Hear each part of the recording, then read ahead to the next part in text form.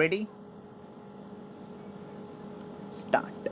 According to the prosecution, in view of old enmity, an unlawful assembly carrying firearms caused the death of PW's 4 uncle. The prosecution case is based on the Fath-e-Bayan of PW4.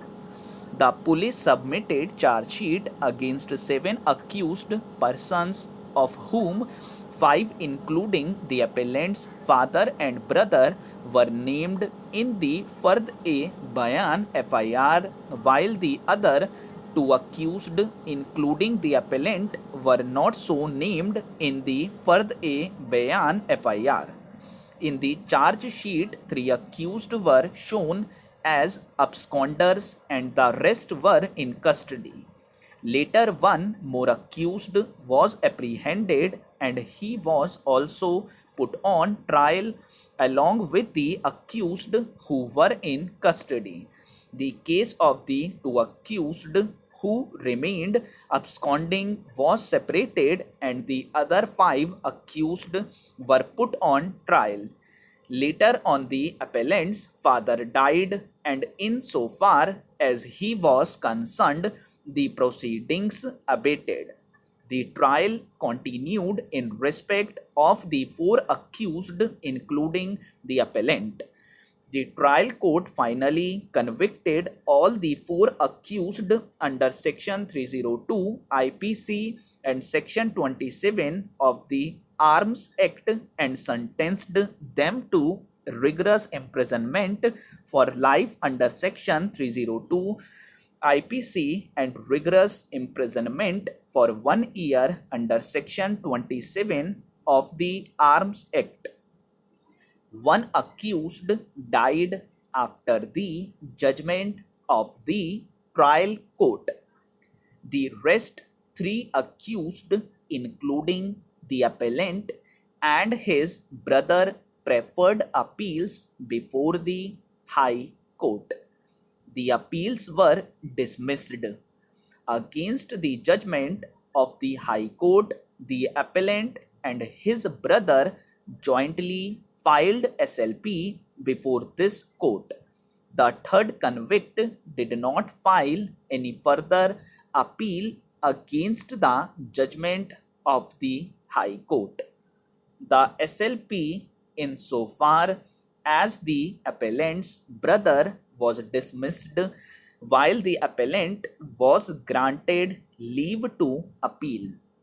Allowing the appeal, the court curiously, the trial court charged all the 5 accused before the appellant's father died only under Section 302 IPC without the aid of either Section 149 or Section 34 of IPC.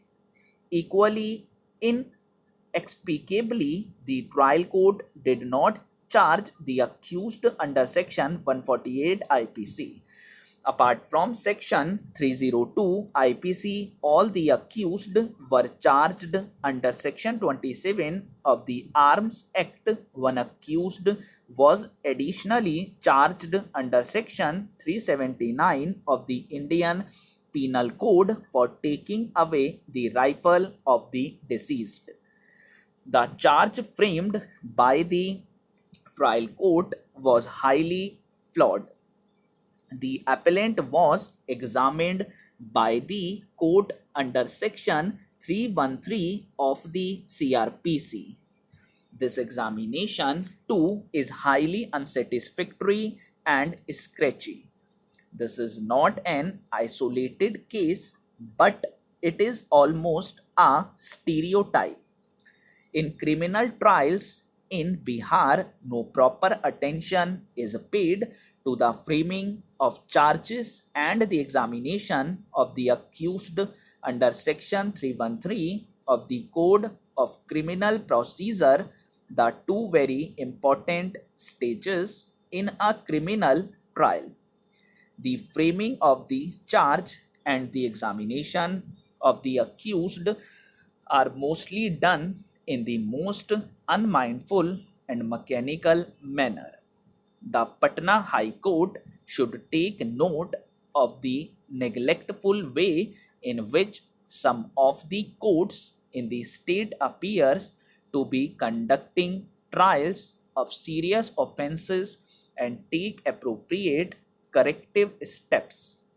In any event, in the instant case, there is no reason to go into the technical aspect of the matter since the appellant has a good case on merit as well.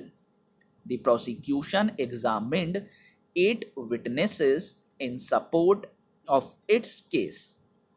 PW's 1 and 2 stated that they did not know anything about the occurrence and they had not given any statement before the police. They were declared hostile. PW3, who was the brother in law of the deceased and who was not only present at the time of recording of the Fard e Bayan but had also signed it as a witness, also turned hostile. In cross examination, he also said that his brother in law had enmity with a large number of people. PW4 and PW6 are the two eyewitnesses. PW5 did not claim to have witnessed the actual occurrence but said that on the date of occurrence at about 2:30 in the afternoon he heard the report of the gunshots and saw some of the accused fleeing away with rifles.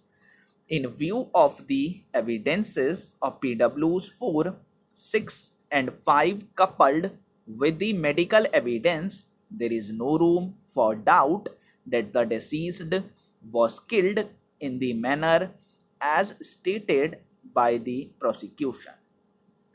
But the question is whether or not the appellant was one of the accused for taking part in the commission of the offense committed by them.